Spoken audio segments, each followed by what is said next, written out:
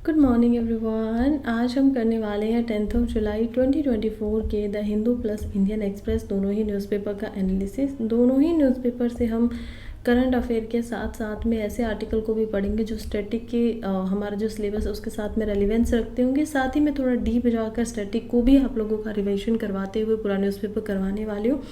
चलिए स्टार्ट करते हैं और उससे के साथ में आप लोग जल्दी से जो प्रैक्टिस क्वेश्चन है प्रीलिम्स के लिए उसका आंसर दे दीजिए। आप लोगों को पता ही है कि जो भी मैं आज आपको न्यूज़ पढ़ाऊंगी उसमें से एक सवाल कल लेकर आऊँगी, तो आज का न्यूज़पेपर भी ध्यान से सुनिएगा।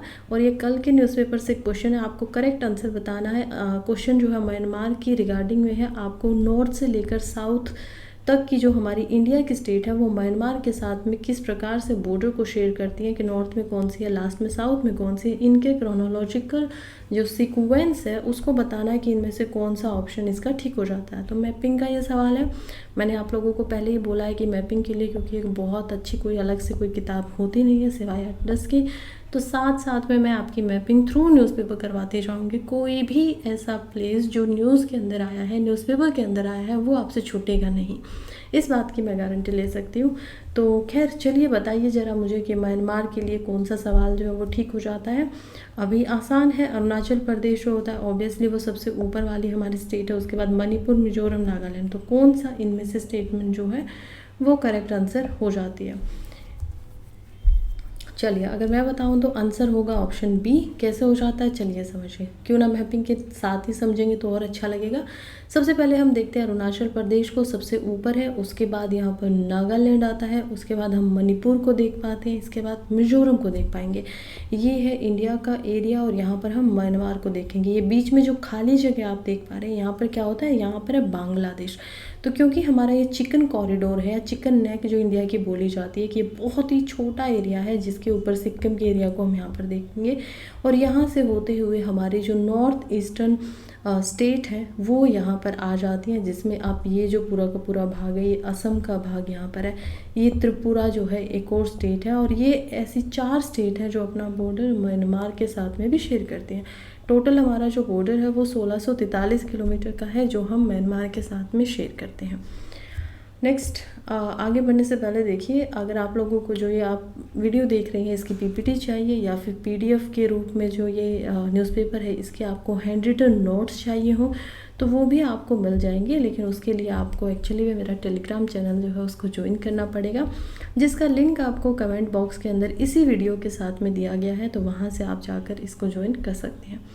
फिलहाल आते हैं आज के पहले इम्पोर्टेंट आर्टिकल के साथ में। क्या कहता है आर्टिकल चलिए समझते हैं। सबसे पहले आर्टिकल जो है जीएस पेपर 3 के लिए इम्पोर्टेंट हो जाता है क्योंकि हम बात करने वाले हैं इकोनॉमी की। ठीक है, इसमें 2-3 चीज़ों का इस्तेमाल किया गया, हम दोनों तीनों को आराम से समझेंगे। सबसे पहली बात तो यही है कि आर्टिकल कह रहा है red flags raised over silver import from UAE through gift city. Gift city क्या होता है, रेड फ्लैग तो चलो ठीक है, यानी कि कुछ ना कुछ गलत हो रहा है। सिल्वर इंपोर्ट यानी कि चांदी का जो हम इंपोर्ट कर रहे हैं इंडिया के अंदर, जिसका हम आयात करवा रहे हैं, उस चीज़ में बात हो रही है। ठीक है, तो इंडिया के अंदर क्या हो रहा है कि जो सिल्वर है वो काफ़ी ज़्यादा हम अलग अलग कंट्री से मनवाते थे। चांदी की हमारे यहाँ पर कोई ऐसा इन सच नेचुरल रिसोर्सेज तो नहीं है कि हमने एक खुदाई की माइन थी और उसमें से हम चांदी निकाल रहे हैं, वो इतना ज़्यादा नहीं है, छोटा बहुत थोड़ा बहुत हमें अलग अलग जगहों पर फिर भी मिल जाता है, लेकिन इट्स नॉट सो मच कि हमारी जितनी डिमांड है उसको वो पूरा कर सके। तो इसके लिए जो इंडिया की मेजर डिस्ट्रप्शन है, बिलियंस की ये मार्केट है, इसके अंदर जो इंडिया का सिल्वर लाया जाता था वो क्या किया जा रहा है कि अब दुबई के रास्ते से, यानी यूएई, यूनाइटेड अरब जो अमीरात है उसकी कैपिटल हम दुबई को देखेंगे, वहाँ से ज़्यादातर चांदी अब इंडिया में एक्सपोर्ट हो रही है। और ये चांदी जो कभी हम यूएई से गोल्ड और चांदी को एक्चुअली में 2023 में 2021-22 में मंगवाते थे, उससे 210% ये बढ़ चुकी है। तो 2023 से 24 में हमारा, अगर मैं आपको एग्जैक्टली नंबर बताऊं तो 10.7 बिलियन हम देखेंगे यहाँ पर कि एक्स्ट्रा हमने गोल्ड और जो सिल्वर है उसको मंगवाया है। काफ़ी ह्यूज ये नंबर हो जाता है।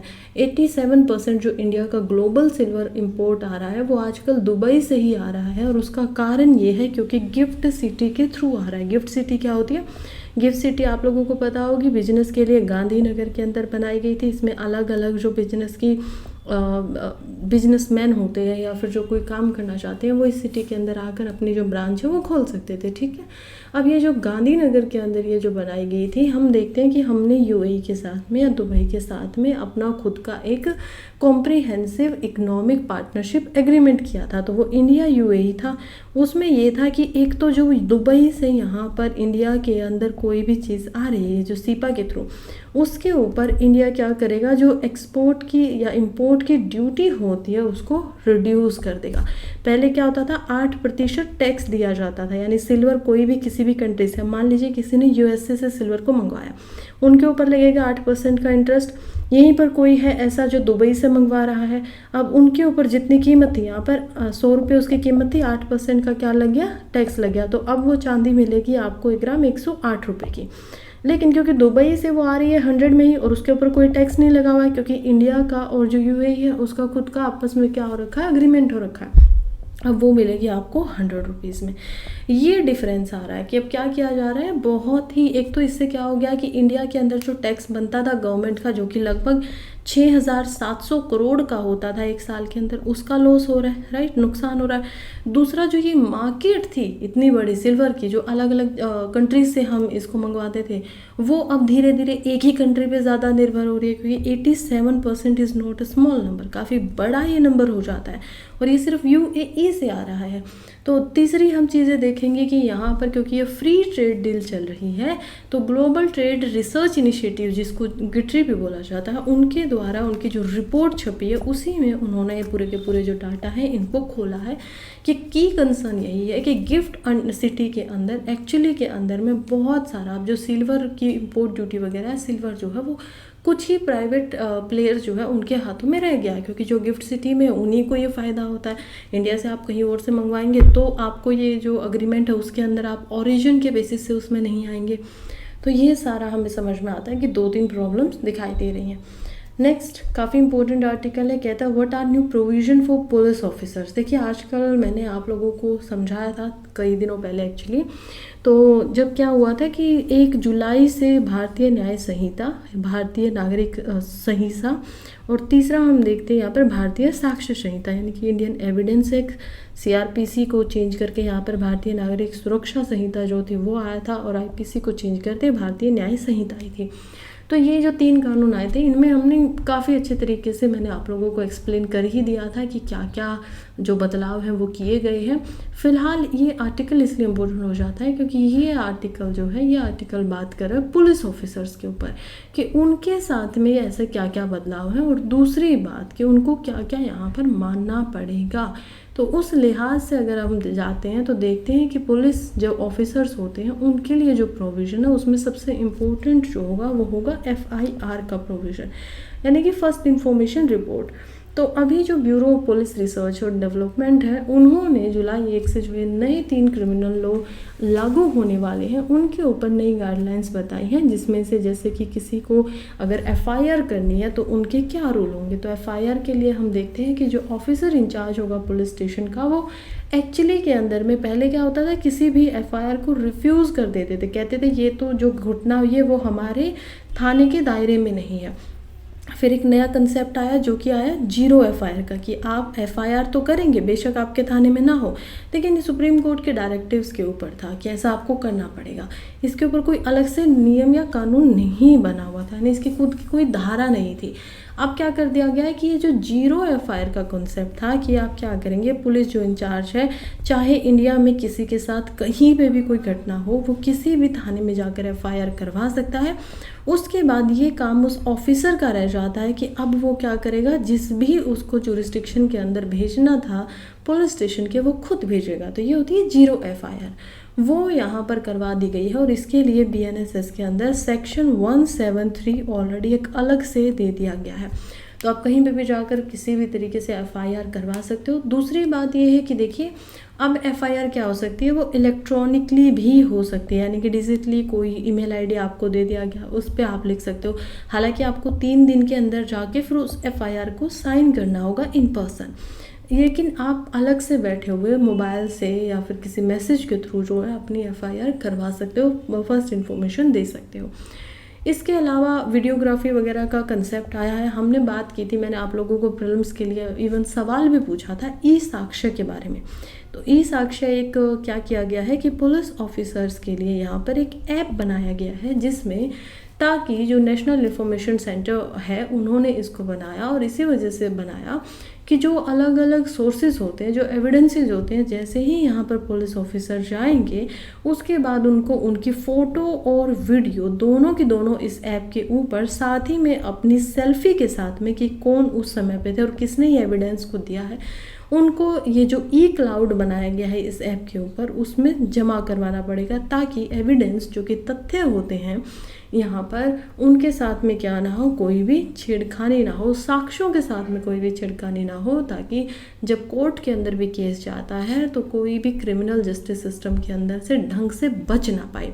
अब दूसरी चीज़ यही है कि ये जो पूरे साक्ष्य है इनको शेयर किया जाएगा, जैसे कि यहाँ पर जो अदर इन्फोर्समेंट एजेंसीज हो जाती हैं, जुडिशरी के साथ में प्रोसिक्यूशन, साइबर फॉरेंसिक एक्सपर्ट, उन सब के साथ में इसको शेयर किया जा सकता है कि वो जस्ट ऐप पे जाएंगे, केस नंबर देखेंगे, खोलेंगे और वहाँ पर उनको सारे के सारे जो एविडेंस हैं वो मिल जाएंगे, दिखाई देंगे। ऐसे इन पर्सन जाके आपको ऐसा जो पहले छेड़खानी हो जाती थी वो नहीं हो पाई। तीसरा हम देखते हैं कि अरेस्ट के अंदर क्या क्या बदलाव लाए गए हैं। तो यहाँ पर ऑफिसर्स को समझाया जाता है कि जो अरेस्टेड पर्सन होगा उसकी आपको इन्फॉर्मेशन देनी ही होगी। तो इन्फॉर्मेशन देने के लिए क्या करना होगा, यहाँ पर सेक्शन 37 है BNSS का, हम देखते हैं कि उसके अकॉर्डिंग एक जो पुलिस ऑफिसर है हर पुलिस स्टेशन के अंदर उनको एक तो वो खुद ब खुद असिस्टेंट सब इंस्पेक्टर से कम नहीं होना चाहिए। दूसरा, उनके ऊपर ये रिस्पॉन्सिबिलिटी है कि उनको प्रोमिनेंटली डिस्प्ले करना है जो भी इंसान को अरेस्ट किया गया है उसकी इन्फॉर्मेशन के बारे में। हो सकता है कि वो डिजिटल मोड में इसको कर दे, बोर्ड वगैरह पर कर दे, और वहाँ पर उनके पुलिस स्टेशन के बाहर में बोर्ड में पूरी इन्फॉर्मेशन होती है, उसमें जो जिनको अरेस्ट किया गया उनका नाम, उनका एड्रेस, उन्होंने किस तरीके का ऑफेंस किया है उसका नेचर भी लिखा जाता है। और ये सारी की सारी जो इन्फॉर्मेशन है वो डिस्ट्रिक्ट कंट्रोल रूम्स के पास में भी होनी चाहिए, पुलिस स्टेशन के आउटसाइड के ऊपर भी होनी चाहिए, सो दैट जिसको भी अरेस्ट किया गया है उसको ऐसे ही अगवा टाइप ना हो सके, कि उसकी इन्फॉर्मेशन हो कि किस वजह से इनको अरेस्ट किया गया है। कुछ रिस्ट्रिक्शंस भी लगाई गई हैं, जैसे कि मान लीजिए किसी की एज बहुत ज़्यादा है, कोई 60 साल से ऊपर का इंसान है, उनको आप अरेस्ट नहीं करेंगे। उनको अरेस्ट सिर्फ तभी किया जा सकता है सेक्शन 35 सब सेक्शन 7 के तहत में, यहाँ पर कि आप उनको तभी अरेस्ट करेंगे जब जो डिप्यूटी SP होते हैं वो मैंडेटरी करें कि ये पर्सन जो है एक ऐसे ऑफेंस के अंदर अरेस्ट हो रहे हैं जिनकी जेल की जो अवधि है वो कम से कम 3 साल से ज़्यादा ही होगी। उस समय पे आप किसी की 60 ईयर्स की एज से ज़्यादा अगर उम्र है तो आप उनको अरेस्ट कर सकते हो, लेकिन उसके लिए भी डिप्यूटी सुप्रिटेंडेंट ऑफ पुलिस जो होते हैं उनकी यहाँ पर चाहिएगी परमिशन। इसके अलावा हैंडकफिंग की बात करें, यानी कि जो हथकड़ियाँ लगाई जाती हैं, तो उसमें सुप्रीम कोर्ट की तरफ से भी बोला गया है और कानून में भी है कि हैंडकफ जो है वो सर्टेन केसेस में इस्तेमाल होगी। ऐसा नहीं है कि बिल्कुल हर एक केस में आप किसी को हथकड़ियाँ पहना रहे हो, और ज़्यादातर उन्हीं केसेस में इसका इस्तेमाल किया जाएगा जिसमें जो पॉसिबिलिटी एक आ जाती है कि जिसको पकड़ा जा रहा है या तो वो खुद को हार्म कर लेगा, खुद को नुकसान पहुंचा लेगा, या फिर कस्टडी से भाग सकता है, तो उस समय पे आप हैंडकफ का इस्तेमाल कर सकते हो। खैर, ये कुछ बदलाव थे जो हमें नज़रिए से पता होने चाहिए थे। अब बहुत इंपॉर्टेंट आर्टिकल की तरफ हम बढ़ गए हैं, जो कि इम्पोर्टेंट हो जाता है GS पेपर 2 के अंदर। GS पेपर 2 में भी इंटरनेशनल रिलेशंस में कल और परसों हमने दोनों ही दिन रशिया के और इंडिया के जो रिश्ते हैं उनको अच्छे से पढ़ा था। मुझे लगता है कि अगर आप इंटरनेशनल रिलेशंस नहीं भी पढ़ते हो और द हिंदू न्यूज़पेपर को डेली सुनते हो, इंडियन एक्सप्रेस को या द हिंदू को, तो आप क्या करेंगे कि आपके जो भी इम्पोर्टेंट यहाँ पर कंट्रीज़ और उनके साथ में जितने भी इंटरनेशनल रिलेशंस हमारे जैसे भी हैं उन सबको ऑलरेडी समझ पाएंगे। तो खैर, क्योंकि मैंने आप लोगों को बहुत डिटेल में हमारी कब से शुरुआत हुई, 1947 से ही हमारे रिश्ते जो थे वो बन चुके थे, उसके बाद में हमारी ट्रीटी ऑफ फ्रेंडशिप आती है, उसके बाद में रशिया और इंडिया के साथ में हम देखते हैं कि कैसे स्पेशल प्रिविलेज हमारी जो अग्रीमेंट है वो हो जाता है, उसको स्पेशल बना दिया जाता है। तो इस तरीके से बहुत एक लंबी जर्नी रही है, 70-75 ईयर्स ऑलरेडी हमारी जो जर्नी है दोस्ती की वो चल रही है रशिया के साथ में। इवन 1971 के वॉर के साथ में जब पाकिस्तान के साथ में अमेरिका खड़ा था, USA खड़ा था, तो उस समय पे हम देखते हैं कि रशिया जो था वो इंडिया का साथ देता है। तो ऐसी जो कष्ट की हमारी जो दिन थे, बुरे दिन थे, उनमें भी रशिया ने अपनी दोस्ती को बखूबी निभाया है। उसी देश के साथ में अब हमारे जो प्राइम मिनिस्टर हैं वो व्लादिमीर पुतिन से मिलते हैं और बहुत अच्छी इनकी दोस्ती को ये दिखाते हैं। फ़िलहाल दोनों ही लीडर जो हैं वो ऑलरेडी अभी तक, जब से मिस्टर मोदी जो है वो पावर में आए हैं, अब तक 16 बार मिल चुके हैं। और आपको जानकर हैरानी होगी कि यहाँ पर 2020 के बाद में, 21 के बाद में एक्चुअली दोनों एक बार भी नहीं मिले। यूक्रेन के ऊपर जब से हमला हुआ तब से नहीं मिले। स्टिल इनकी जो मीटिंग्स हैं वो 16+ टाइम्स हो चुकी हैं। अब हम देखते हैं कि क्या प्रायोरिटी है इंडिया के लिए और रशिया के लिए। दूसरी बात तो यही है, मैंने आप लोगों को पहले ही बताया हुआ है कि अब ये जो 9 से लेकर 11 जुलाई तक की मीटिंग चल रही है रशिया के अंदर हमारे प्राइम मिनिस्टर की, वो एक्चुअली के अंदर में चल रही है जब अमेरिका में नाटो की मीटिंग चल रही है। नाटो क्या है वो ऑलरेडी हम डिस्कस कर चुके हैं, नॉर्थ अटलांटिक ट्रीटी ऑर्गेनाइजेशन, जिसके अंदर क्या होता है यूजुअली रशिया के लिए, रशिया भी उस समय पे सोवियत संघ था तो उनके लिए बनाई गई थी। उनकी पावर को थोड़ा सा बरकरार रखने के लिए अमेरिका अपनी पावर को बढ़ा रहा था। नाटो के अंदर अभी टोटल 30 मेंबर हैं और जो सबसे इनका लेटेस्ट मेंबर है वो हम देखेंगे स्वीडन को। ठीक है, सबसे रिसेंटली स्वीडन जो है 2024 की मार्च में वो इनका मेंबर बनता है। खैर, तो नाटो अपनी तरफ से मीटिंग कर रहा है। इवन यहाँ पर हम देखते हैं कि रशिया और जो हमारे प्राइम मिनिस्टर है वो इधर आकर बायलैटरल मीटिंग कर रही हैं। ये बायलैटरल मीटिंग जो है ये एनुअल मीटिंग्स थी, हर साल होनी चाहिए थी, लेकिन आज तक ये 21वीं बार होने जा रही है, क्योंकि बीच में क्या हुआ कि बीच में जो बायलैटरल मीटिंग्स थी उनको रोक दिया गया था। यानी कि जैसे ही ये मैंने आप लोगों को बताया ना कि अटैक हुआ रशिया का और यहाँ पर यूक्रेन का युद्ध हुआ, तो उस समय पे हम देखते हैं कि ये मीटिंग जो की जा रही थी वो एक्चुअली में रोक दी गई थी। वो मीटिंग लगातार नहीं हो रही थी। आगे की अगर बात की जाए तो देखिए, लास्ट टाइम जब ये मिले थे तो हम देखते हैं कि ये SCO की मीटिंग के अंदर सबसे लास्ट टाइम मिले थे। तो अब वो जो SCO की मीटिंग है, अब की बार तो हमारे जो प्राइम मिनिस्टर हैं वो उसको अटेंड ही नहीं किया। हमारी तरफ से हमारे जो यहाँ पर फॉरेन अफेयर मिनिस्टर है एस जयशंकर की, उनको यहाँ पर भेजा गया था। और पहली बार ऐसा हुआ है कि कब से, लगभग जब से इंडिया बना है, तो इंडिया का ये ट्रेडिशन रहा है कि हमेशा इंडिया का जो न्यू प्राइम मिनिस्टर बनता है वो हमेशा ही पहले जो हमारी नेबरिंग कंट्री होती है, जिनके साथ में हम बॉर्डर शेयर कर रहे हैं, उनको यहाँ पर जाकर मीट करता है। लेकिन अब की बार क्या किया गया है कि पहली बार हमारे प्राइम मिनिस्टर कहाँ गए हैं, रशिया में गए हैं। यानी कि नेपाल, भूटान, श्रीलंका, इन किसी भी कंट्री में नहीं गए हैं। तो एक ट्रेडिशन हमारे जो प्राइम मिनिस्टर उन्होंने तोड़ दिया है। पिछली बार की बात करें तो 2024 में वो 14 के अंदर वो भूटान में गए थे जब जीते थे। उसके बाद 2019 में वो मालदीव और श्रीलंका दोनों में गए थे। अब फिलहाल इनके प्राइम मिनिस्टर की घोषणा होने से पहले ये इटली गए थे पिछले महीने, जहाँ पर G7 के जो लीडर्स हैं उनकी मीटिंग्स हो रही थी। मल्टीलैटरल वो मीटिंग थी, उसके अंदर भी ये गए थे। खैर, फिलहाल अगर यहाँ पर बात करें तो ये जो विज़िट है ये दिखाती है कि रशिया जो है वो काफ़ी इंपॉर्टेंट है न्यू दिल्ली के लिए। उसका रिलेशनशिप भी हमारे लिए काफ़ी इंपॉर्टेंट है। फॉरेन पॉलिसी में हमने उसको प्रायोरिटी दी हुई है कि ये हमारे लिए इम्पोर्टेंट हो जाता है। अब क्यों इम्पोर्टेंट हो जाता है, ये इम्पोर्टेंट है ना। तो क्रिटिकल डिफेंस इंटरेस्ट है एक तो बहुत ज़्यादा। हम देखते हैं कि अभी भी जो दोनों ही कंट्री के यहाँ पर लीडर्स है, दोनों ने कहाँ पर काम किया है, दोनों ने डिफेंस के ऊपर काम किया है। डिफेंस के ऊपर अगर मैं आपको बताऊं तो देखो, एक तो सबसे इम्पोर्टेंट हमारी ब्रह्मोस मिसाइल है, राइट। तो ब्रह्मोस जो है वो इंडिया की इंडिजीनियस मिसाइल है, जो कि रशिया के साथ हमने जॉइंट होकर बनाई है कि ठीक है आप लोग भी काम करिए, हम भी काम कर रहे हैं यहाँ पर। दूसरा, इसके अलावा और बात करूँ तो देखिए, रशिया ने बहुत ही ज़्यादा डिफेंस में हमें टेक्नोलॉजीज़ दी हुई है। जैसे कि ब्रह्मोस मिसाइल के अलावा S-400 जो यहाँ पर एयर मिसाइल है वो भी हमने रशिया से ली हुई है, अभी भी उसके ऊपर काम किया गया है। इसके अलावा MiG-29 फाइटर एयरक्राफ्ट है, वो भी हमारे पास रशिया से ही यहाँ पर है। इसके अलावा अगर मैं आपको और बताऊं तो टैंक की बात कर लेते हैं। T-90 टैंक्स जो हैं वो रशिया से लिए गए हैं।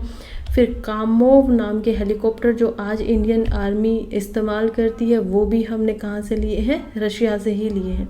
तो ये सब हमारे पास है। इसके अलावा जो न्यू डील हुई है जो कि है AK-203 राइफल्स की, तो राइफल्स जो है ये भी हम देखते हैं कि रशिया से ले रहे हैं। सुपरसोनिक हमारी क्रूज मिसाइल जो है ब्रह्मोस, उसका तो कहना ही क्या है, वो तो अभी बहुत लाजवाब है, सच में बहुत अच्छी है। मैंने 4-5 दिन पहले आपको बिल्कुल बहुत डिटेल में ब्रह्मोस जो थी उसको समझाया था, उसकी PPT को भी शेयर किया था, प्रेजेंटेशन बना के आप लोगों के साथ में। तो ब्रह्मोस की तो बात यही है कि सुपरसोनिक मिसाइल है, अभी तक इसका अंदर बहुत एडवांस हमने सिस्टम का इस्तेमाल किया है। इवन जो अमेरिका का भी यहाँ पर सुपरसोनिक मिसाइल है वो भी इंडिया का जो रडार सिस्टम हमने लगाया है, ऐसा नहीं है कि उससे आगे निकल सकती है। तो काफ़ी अच्छा काम दोनों ही कंट्रीज़ ने मिलकर किया हुआ है। अगर मैं आपको नेवी की भी बताऊं तो INS विक्रमादित्य, यानी कि इंडियन नेवी का शिप जो था INS विक्रमादित्य, वो भी हम देखते हैं कि हमने जो टेक्नोलॉजी पे बनाया है वो एक्चुअली में पहले रशिया के अंदर में जो उनका एयरक्राफ्ट कैरियर होता था जिसका नाम था एडमिरल गोर्शकोव, वो होता था। तो वो भी हमारा एक जो है, जो कि जिसका काम ही यही है कि इसको एयरक्राफ्ट को एक जगह से दूसरी जगह तक लेके जाना है, तो वो लिया हुआ है। 25 साल से ज़्यादा हो गए हैं, इंडिया जो है वो रशिया से बियॉन्ड आजकल देखना शुरू कर दिया है। खासकर हम अपने जो रिलेशनशिप है उनको बढ़ा रहे हैं। परसों भी जब मैंने आप लोगों को रशिया के साथ में इंडिया के रिलेशनशिप को बहुत डिटेल में समझाया था, बहुत डीप जाके समझाया था, तब बताया था कि आजकल प्रॉब्लम क्या हो रही है ना रशिया और इंडिया के रिलेशंस में, कि हम जो रशिया का बहुत पुराना दुश्मन है USA, उसके साथ में भी इंडिया दोस्ती कर रहा है। और जब USA के साथ में इंडिया फ्रेंडशिप कर रहा है तो उससे रशिया क्या हो रहा है, थोड़ा बहुत चाइना की तरफ जा रहा है, मल्टीलेटरल वर्ल्ड की बात हो रही है। लेकिन हमने क्या किया कि हमने यूनाइटेड स्टेट्स वगैरह से भी डिफेंस लेना शुरू कर दिया, फ्रांस से भी, इजराइल से भी। तो लेकिन फिर भी जो हमारी एलिनिएट है मॉस्को, हम उसको तो एलिनिएट नहीं कर सकते। Russia still is very important for us, इसी वजह से। और ख़ासकर जब अब चाइना के साथ में जो पीपल लिबरेशन आर्मी है उनके साथ में लाइन ऑफ एक्चुअल कंट्रोल पे हमारा ईस्टर्न लद्दाख में स्टैंड ऑफ भी चल रहा है, तो ये भी हो सकता है कि अगर नहीं मानते कि छोटा मोटा कोई युद्ध हो जाए इंडिया और चाइना के बीच में, तो ऐसी कंडीशन में तो बिल्कुल भी रशिया को यहाँ पर नाराज़ नहीं किया जा सकता है। इसके अलावा P रघुरामन जो हैं चेयरमैन रहे हैं इंडिया की नेशनल सिक्योरिटी एडवाइज़र बोर्ड के, और वो पहले इंडिया के फॉर्मर एम्बेसडर भी रह चुके हैं रशिया के अंदर। उन्होंने 2022 में अपनी एक जो आर्टिकल था उसमें लिखा था कि कैसे प्रेसिडेंट पुतिन जो है उन्होंने ये बोला है कि रशिया किसी भी कंट्री को जो इंडिया के साथ में मिलिट्री की हमने ये डिफेंस की पावर को, टेक्नोलॉजी को शेयर किया, वो किसी और कंट्री के साथ में नहीं करेगा। ये एश्योरेंस बेशक इंडिया के लिए बहुत इंपॉर्टेंट हो जाती है, बड़ी अच्छी भी हमें लगती है, लेकिन जब अब जो रशिया है वो टेक्नोलॉजीज़ को और वेपनरीज़ को मॉस्को से लेकर बीजिंग के साथ में सप्लाई करने लगा है, और उन्होंने अपनी एक अरेंजमेंट भी किए हुए हैं जो कि है nature of their intelligence sharing, तब जाकर थोड़ा सा हमें डाइवर्सिफाई अपने आप को कर लेना चाहिए, क्योंकि हो सकता है कि चाइना को हमारे सारे के सारे वेपन्स के बारे में पता चल जाए। यही सारी चीज़ है, इसी वजह से ज़्यादातर डिफेंस के लिए, ज़्यादातर हमारे जो खुद के ट्रेड वगैरह के रिश्ते हैं, जैसे तेल हमें रशिया से बहुत मिला है और बहुत डिस्काउंटेड अमाउंट पे हमें मिल रहा था जब यूक्रेन के और यहाँ पर रशिया की वॉर होती है, और जैसे ही जो यूरोप था वो क्या कर देता है, सैंक्शंस लगा देता है रशिया के ऊपर। तो इस सारे के सारे पैमाने से इसके साथ में हमारे जो रिश्ते थे वो काफ़ी इंपॉर्टेंट हो जाते थे। नेक्स्ट आर्टिकल की तरफ देखते हैं जो कि why Arctic wildfires are bad news for the world. देखिए क्यों इम्पोर्टेंट हो जाता है। सबसे पहले तो आर्टिक का जो आप ये मैप है यहाँ पर देख सकते हैं, आर्टिक ओशन, और ये नॉर्थ पोल यहाँ पर है नीचे की तरफ। जैसे ही आप नीचे पीछे की तरफ जाएंगे, क्योंकि ये बॉल की तरह आपको गोल हमारी अर्थ दिखाई दे रही है, यहाँ पर आप अंटार्कटिका को पाएंगे। इधर आप देखिए एशिया का पूरा रीजन है, यूरोप का ये भाग है, नीचे अफ्रीका है, इधर नॉर्थ अमेरिका से मिलता हुआ है। और ये जो आर्टिक ओशन की बात हो रही है क्योंकि ये जमा हुआ है पूरा का पूरा, और यहाँ पर टुंड्रा आपने देखा होगा ना कि बर्फ़ के अंदर टुंड्रा के जो फॉरेस्ट होते हैं वो पाए जाते हैं। एनवायरनमेंट अगर आप लोगों ने पढ़ी है तो बिल्कुल समझा होगा कि टुंड्रा के यानी कि इनके ऊपर बहुत ज़्यादा पत्ती नहीं होते। क्रिसमस ट्री को याद करिए कैसे होते हैं, ऐसे नुकीले से होते हैं, राइट, कैनिफोरस इनको बोला जाता है। तो ऐसे जो पेड़ पौधे थे उनके अंदर वाइल्ड फायर हो रही हैं। वाइल्ड फायर्स यानी कि जंगलों में आग लग जाना। अब ये स्मोक आ रहे हैं, और ये स्मोक आ रहा है तो कितनी बड़ी बात है कि बर्फ़ के अंदर पहाड़ है, पेड़ पौधे, और उनमें आग लग रही है। तो किस वजह से हो सकती है। अब ये एरिया ऐसा है ना कि आर्टिक में यहाँ पर लोग भी नहीं जाते हैं, तो अब उनको भी इल्ज़ाम नहीं दे सकते कि किसी ह्यूमन ने जाके कुछ भी ऐसा कर दिया होगा। तो इसके पीछे का कारण क्या है? कारण की बात करें तो देखिए 5 बार ये ऑलरेडी हो चुका है। अभी कितनी बार हो चुका है? पिछले 5-6 सालों में 5 टाइम्स हो चुका है। तो जब हम 5 बार की बात करें और इतना रिसेंटली ये आगे बढ़ रहा है तो ये खतरे की तरफ पूरे के पूरे वर्ल्ड को एक बार बता देता है कि कुछ ना कुछ गड़बड़ तो यहाँ पर हो ही रही है। कौन बता रहा है ये हमें? ये जो डाटा हमें दिया जा रहा है ये दिया जा रहा है यूरोप की जो यहाँ पर क्लाइमेट चेंज से रिलेटेड सर्विस है उसके द्वारा।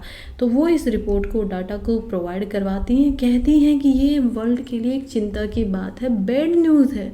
रीज़न बिहाइंड दैट, क्यों बैड न्यूज़ का दर्जा दिया जा रहा है? क्योंकि यहाँ पर जो वाइल्ड लाइफ के अंदर आग लग रही है, इसके अंदर जो शाखा रशिया और लगभग ये जो पूरा एरिया आप इधर का देख पाएंगे, यहाँ के पेड़ पौधों में आग लग रही है। तो इसमें 4,60,000 हेक्टेयर से ज़्यादा का ऐसा लैंड है जो 24 जून तक ऑलरेडी जल चुका था। अब ये जब कोई भी पेड़ पौधा जलता है तो हमें पता है कि उसमें से क्या निकलती है।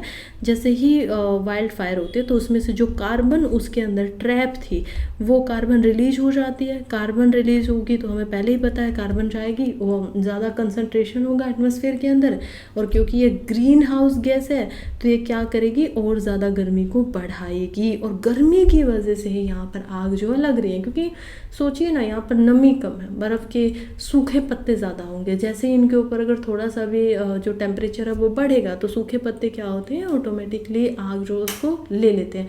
और क्योंकि जंगल के अंदर आग का फैलना बहुत स्पीडली हो सकता है, रैपिडली हो सकता है, तो वही यहाँ पर देखने को फिर मिलता भी है।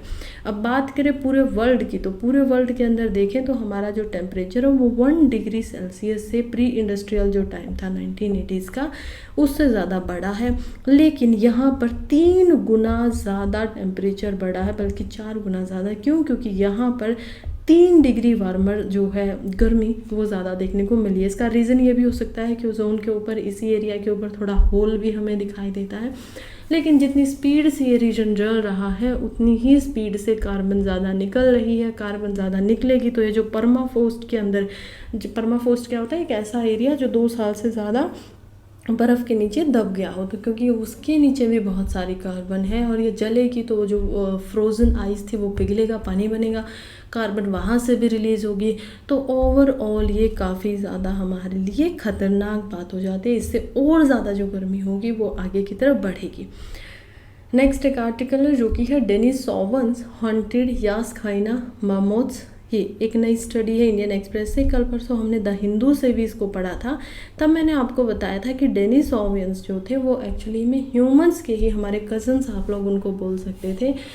तिब्बत के प्लेटो के ऊपर चाइना में ये रहते थे। नियंदरथाल और जब होमो सैपियंस थे उस समय पे ये साथ में हंट करते थे, इंटरब्रीड करते थे, हाई एल्टीट्यूड के ऊपर रहना इनको पसंद था। तो वही स्टडी जब अब दोबारा से पाई गई है तो एक हम देखते हैं कि केव है यहाँ पर। कौन सी केव है? केव को हम पाएंगे कि केव का जो नाम है वो एक्चुअली के अंदर है भैंसिया कास्ट केव। तो ये जो भैंसिया कास्ट केव है इसके अंदर हमें इनके बारे में पता चल रहा है, और इनके बारे में पता चलने से इनके ऊपर एक एंशियंट यहाँ पर प्रोटीन एनालिसिस किया गया है, जिससे हमें समझ में आता है कि ये लोग क्या खाते थे, क्या पीते थे, राइट। तो इस केव से हमें इनके बारे में पता चल रहा है। और इस एनालिसिस के बाद में ही हमें पता चला बहुत सारे जो डायनासोर्स जैसे याक जैसे, स्मॉल मैमल्स मामोथ्स जैसे, या फिर कुछ बर्ड्स थे, कुछ हाइना थे जो उस समय पे गंजिया बैशन के नाम से इस रीजन में आज भी जाने जाते हैं। आज भी ऐसे एनिमल्स जो हैं पाए जाते हैं, वो सब इनके द्वारा मारकर खाए गए थे। ये हंटर थे, शिकारी थे। इनके जो मीट था उसको बचड़ किया जाता था। उनके कट मार्क्स हमें अलग अलग हड्डियों के ऊपर आज भी पता चले हैं, क्योंकि इनकी हड्डियां हमें इन केव्स में मिली हैं। तो इसी वजह से हम ये एनालिसिस जो है वो कर पाए हैं। नेक्स्ट आर्टिकल जो है, ये आर्टिकल एक्चुअली में जीएस पेपर 3 के लिए इम्पोर्टेंट हो जाता है। रीज़न बिहाइंड दैट, एक तो स्कीम भी है, दूसरा हम देखेंगे यहाँ पर सेक्टर के ऊपर बात की जा रही है, टेलीकम्युनिकेशन। स्कीम क्या कहती है, चलिए समझते हैं। स्कीम जो है वो है digital Bharat Niti, government fresh attempt to improve rural telecom connectivity. तो इस स्कीम के अंतर्गत ये किया गया है कि यहाँ पर एक फ़ंड बनाया गया है और फंड में क्या किया गया है, फंड के अंदर पैसों को इकट्ठा किया जा रहा है, क्योंकि प्राइवेट जो प्लेयर्स हैं अब वो नहीं चाहते हैं, गांव के अंदर अगर वो जाएंगे रूरल एरिया में उनको उतने ज़्यादा कस्टमर नहीं मिलेंगे, तो इसी वजह से वो कनेक्टिविटी के ऊपर ज़्यादा ध्यान उधर दे नहीं रहे हैं। उनसे क्या किया जा रहा है, उनसे पैसा लिया जा रहा है। डिपार्टमेंट ऑफ टेलीकम्युनिकेशंस की तरफ से ये बताया गया है, उन्होंने जब एक ड्राफ्ट को रिलीज़ किया था तो उसमें साफ साफ बताया था कि यहाँ पर जो डिजिटल भारत नीति होगी वो एक्चुअली में जो erstwhile universal service obligation fund था उसको रिप्लेस कर देगी, और एक ये फ्रेश अटेम्प्ट किया जा रहा है सेंट्रल गवर्नमेंट के द्वारा, ताकि जो ग्रामीण क्षेत्र है वहाँ तक जो टेलीकम्युनिकेशन है, कनेक्टिविटी है, उसको बढ़ाया जा सके। अब USOF जिसको ये रिप्लेस करिए, यूनिवर्सल सर्विस ऑब्लिगेशन फर्स्ट, वो एक ऐसा पुल था जिसमें 5% जो यूनिवर्सल सर्विस टैक्स था वो लेवाई किया जाता था, लिया जाता था टेलीकॉम फंड ऑपरेटर से। अगेन बात वही था, एडजुकेटिव ग्रोस रेवेन्यूज़ को बोला जाता था कि रीज़न यही क्योंकि तुम खुद से नहीं कर रहे हो और इसी वजह से हम क्या करेंगे, आपसे कुछ परसेंटेज ऑफ चार्ज करेंगे और गवर्नमेंट जो होगी वो रूरल एरियाज़ के लिए काम करेगी। अब ये कैसे काम करेगी डिजिटल भारत निधि, इसमें क्या किया गया है, टेलीकॉम एक्ट के तहत पे टेलीकॉम जो कंपनियां हैं उनको ही अभी भी कंट्रीब्यूशन करने पड़ेंगे। अभी जो फंड होगा उसका नाम ही डिजिटल भारत निधि होगा। ये पहली बार, पहले तो इसमें जो पैसा इकट्ठा होगा वो कंसोलिडेटेड फंड ऑफ इंडिया के अंदर चला जाएगा और गवर्नमेंट भी इसमें कुछ अपनी तरफ से फंड इकट्ठा करेगी, और उसके बाद में ये जो पैसा है इसको रिसर्च पे, डेवलपमेंट पे, टेलीकम्युनिकेशन सर्विस, टेक्नोलॉजीज़ वगैरह पे कैसे जो इम्प्रूव की जा सकती है, कनेक्टिविटी, फाइबर वगैरह जो है वो यहाँ पर लगाई जा सकती है, तो उन सब के लिए इस्तेमाल बाद में किया जाएगा। यही ये स्कीम क्योंकि मोस्टली प्रीलिम्स के लिए आती है, सवाल आपसे पूछे जाते हैं, तो इसी वजह से ज़रा इसको भी हम देखते हुए चलते हैं। तो ये टेलीकम्युनिकेशन एक्ट 2023 के अंदर इसको लाया गया है। इसका मोटो आप देख पाएंगे, empowering citizen, transforming India. Research and development के ऊपर पैसे लगाए ही जाएंगे, रूरल और रिमोट एरियाज़ के लिए इसको इस्तेमाल होगा, खासकर असिस्टेंट और एडवाइजरी के लिए भी यहाँ पर पायलट प्रोजेक्ट्स के अंदर भी इससे सपोर्ट जो है वो दिया जाएगा। अब देखते हैं हम जीएस पेपर 3 से, ये जीएस पेपर 3 में भी कहाँ पर इम्पोर्टेंट हो जाता है। जीएस पेपर 3 के अंदर भी हम देखेंगे साइंस एंड टेक्नोलॉजी जो है उस लिहाज से हमारे लिए इम्पोर्टेंट हो जाता है। तो क्या कहता है आर्टिकल बात कर रहा है pain sensing cells are either male और फीमेल। देखिए हम लोगों को, अगर आपको मैं अभी एक चुटकी काटूँ फॉर एग्जांपल, या आपको कुछ लग जाता है तो क्या होगा, एकदम से सेंसेशन होती है, और वो सेंसेशन होता है पेन। वो सेंसेशन या वो जो पेन है वो एक्चुअली में कैसे आपके ब्रेन तक पहुंचता है उसको अभी समझना है। और वो फीमेल और मेल के अंदर क्या उसमें कुछ डिफरेंस है, क्या औरतों को ज़्यादा दर्द होता है, और क्या जो वो डायलॉग यहाँ पर अमिताभ बच्चन जी ने दिया है मर्द को कभी दर्द नहीं होता, क्या वो सच बात है या झूठ बात है, उसको इस आर्टिकल से और इस स्टडी से हम समझने वाले हैं। फाइनली अगर आपको एक पेपर कट भी हो जाता है, आप कुछ पढ़ रहे थे, सडनली आपने जैसे ही पेज को पलटा वैसे ही आपको एक पेपर कट हुआ, आपको ब्लड वगैरह नहीं आया लेकिन इतनी एकदम से सेंसेशन हुई, आपको डिस्कम्फर्टिंग सी ये सेंसेशन है, ये जो फीलिंग आपको आ रही है, आपकी एंटायर बॉडी आपकी ब्रेन को चिल्ला कर बोल रही है कि हमारे पास कुछ प्रॉब्लम हो गई है, आपको नहीं पता है लेकिन आपकी बॉडी आपके ब्रेन तक पहुंचा रही है। ये क्या होती है, ये अनवांटेड, मतलब इसकी कोई ज़रूरत नहीं है लेकिन फिर भी हम चाहते नहीं है कि हमें दर्द हो, लेकिन ये एक नेसेसरी बहुत इंपॉर्टेंट सेंसरी एक्सपीरियंस होता है जो मोस्ट लिविंग बींग्स जो होते हैं वो होता है, एनिमल्स को भी होता है, बर्ड्स को भी होता है। हाँ, एक आध बहुत ही रेयर केस ऐसा है कि वो पेन को फील ही नहीं कर पाते हैं, and that should be known as a disorder. तो क्योंकि पेन बहुत इंपॉर्टेंट है, ये आपको बहुत ज़्यादा आपकी बॉडी के साथ कुछ गलत होने से बचा सकता है, बहुत कम में ही आपको बचा लेता है, इसीलिए पेन जो होता है वो इम्पोर्टेंट होता है। अभी हम देखते हैं कि हमारी ही बॉडी का एक एसेंशियल, हम देखते हैं पेन जो होते हैं वो क्या होती है, वार्निंग सिस्टम होता है। तो एक तो एसेंशियल है, काफ़ी इंपॉर्टेंट हो जाता है, ऊपर से हमें क्या दे रहा है, वार्निंग दे रहा है कि अभी जो भी काम कर रहे हो उसको अभी के अभी रोक दो, वरना इससे क्या होगा, आप ही की बॉडी के ऊपर नुकसान होगा। तो एसेंशियल वार्निंग सिस्टम है, इसी के ऊपर रिसर्च की जा रही है। The international association for the study of pain, उन्होंने दर्द को, पेन को डिफाइन भी किया है। इसमें क्या बोला है कि एक ऐसी अनप्लेजेंट सेंसरी सी इमोशनल सा एक्सपीरियंस होता है जो हमारे एक्चुअल पोटेंशियल टिश्यू डैमेज को बताता है। अब ये कैसे होगा, मान लीजिए आपकी यहाँ पर स्किन है, बिल्कुल स्किन के पास में ये जो सेंसरी होते हैं पेन की वो होते हैं, इनका नाम क्या होता है, इनका जो नाम होता है वो होता है नोसिसेप्टर्स। तो नोसिसेप्टर्स जो हमें बताते हैं, मैं लिख देती हूँ सो दैट आप अच्छे से इसको याद रख पाएंगे। इस वर्ड को अभी आपको क्या करना है, याद कर लेना है।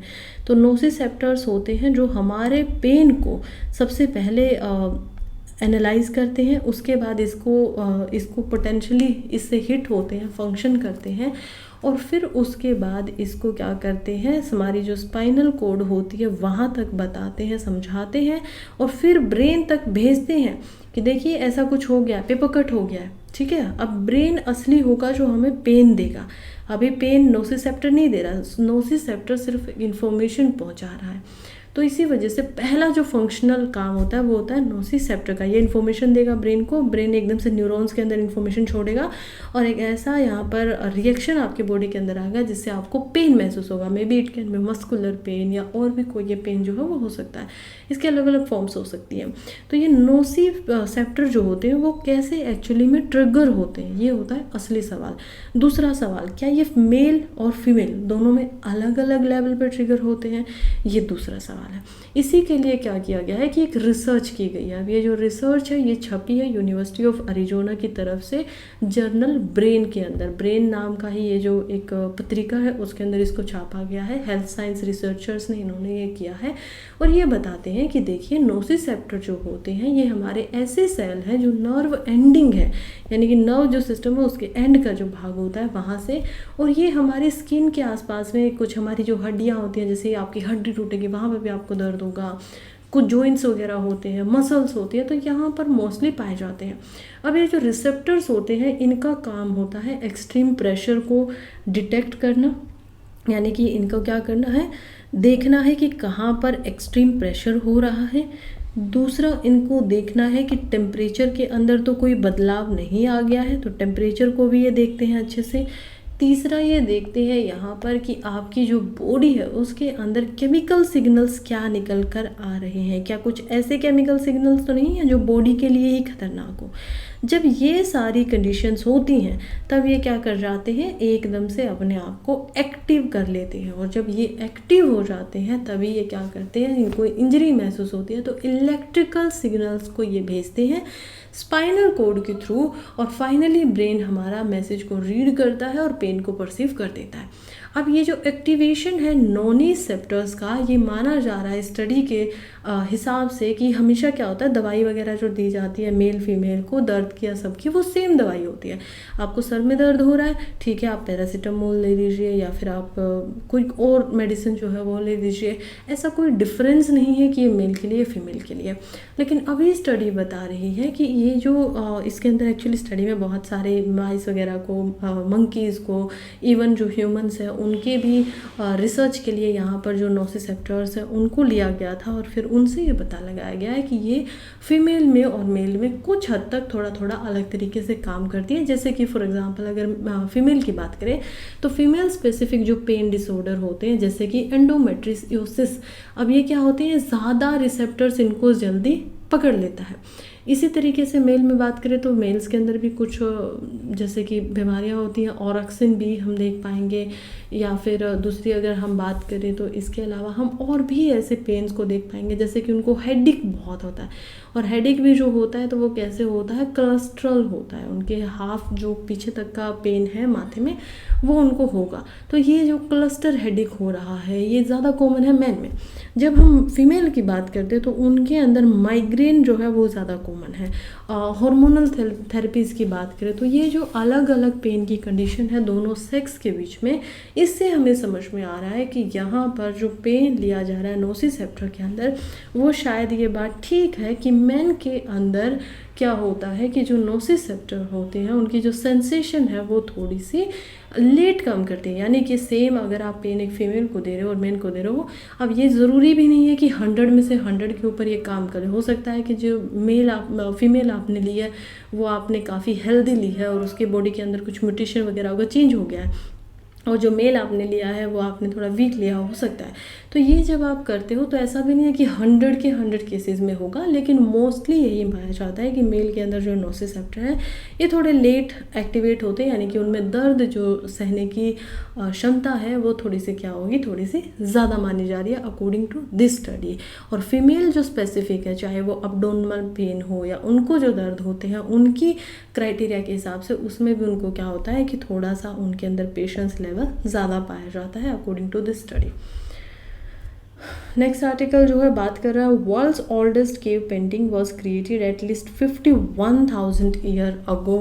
यानी कि केव पेंटिंग क्या होती है, गुफाओं के अंदर पेंटिंग। गुफा के अंदर पेंटिंग कौन करेगा, जो उस गुफा में रहेगा। ऑब्वियसली आज तो हम नहीं करने जाएंगे।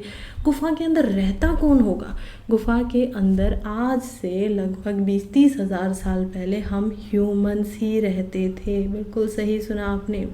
तो जो हमारे प्रिमिटिव्स थे, प्रिमिटिव्स भी कहना शायद अच्छा शब्द नहीं है, बल्कि हमें क्या बोलना चाहिए कि हमारे जो एंसेस्टर थे, हमारे जो पूर्वज थे, वो क्या करते थे, गुफाओं में पेंटिंग करते थे।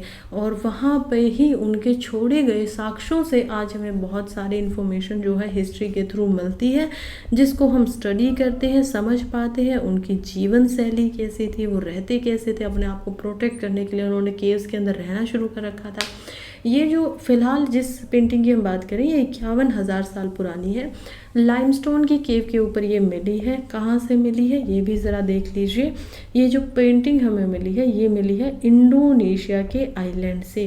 तो ये जो इंडोनेशियन आइलैंड है, यहाँ पर आइलैंड का भी क्या नाम है, सुलावेसी। तो सुलावेसी जो आइलैंड है वहाँ पर हमें ये जो पेंटिंग है वो मिली है।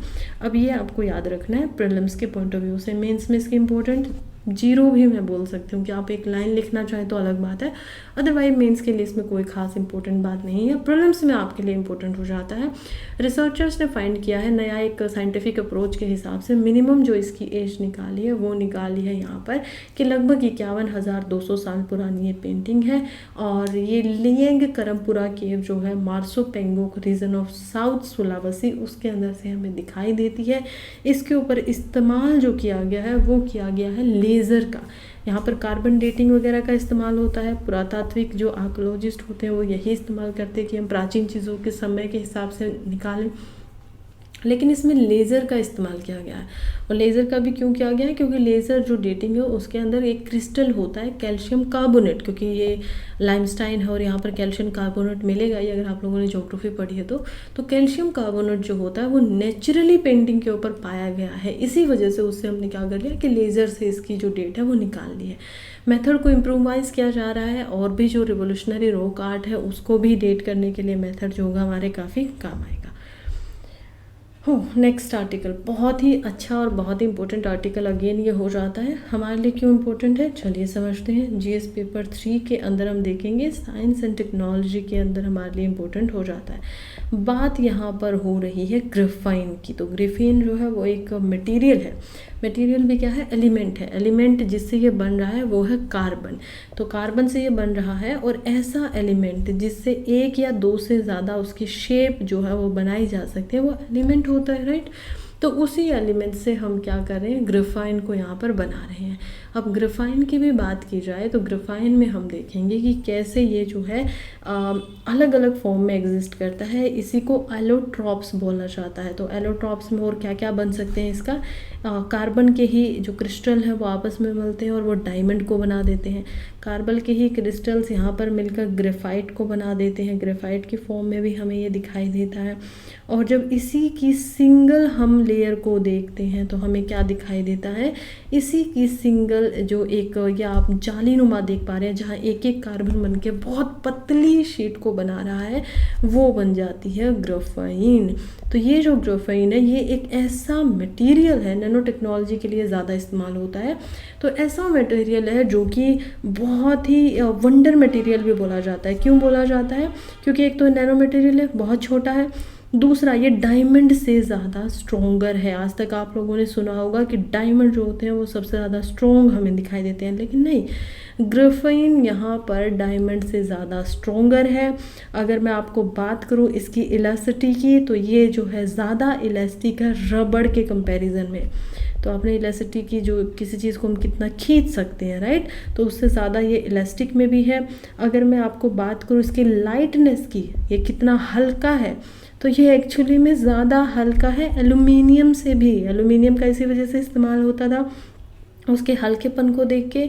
इसके अलावा अगर मैं बात करूं कि ये इलेक्ट्रिसिटी को कितना कंडेंस कर सकता है, तो ये एक्चुअली में सिल्वर से भी ज़्यादा बेहतर तरीके से इलेक्ट्रिसिटी को कंडेंस कर सकता है, गुड कंडक्टर बन सकता है।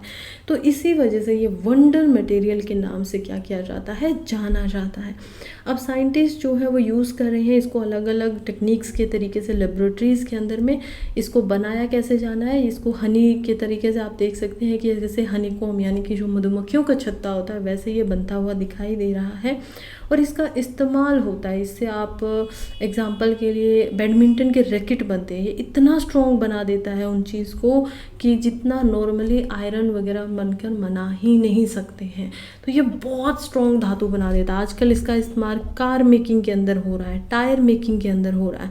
तो ये एक अलग नैनो टेक्नोलॉजी है जो हम जिसके साथ में आगे बढ़ रहे हैं, और ये हमारा फ्यूचर है जो हमें और जो हमारी रोज़मर्रा की चीज़ें हैं उसके अंदर भी दिखाई दिया करेगा। फ़िलहाल यहीं पे आज का हमारा जो न्यूज़पेपर है उसका एनालिसिस होता है ख़त्म। थैंक यू सो मच जो भी अभी तक मेरे साथ जुड़े हुए थे, और आप लोग पढ़ते रहिए, आगे बढ़ते रहिए। कल फिर से मिलेंगे, तब तक के लिए पढ़ते रहिए। Bye, all the best.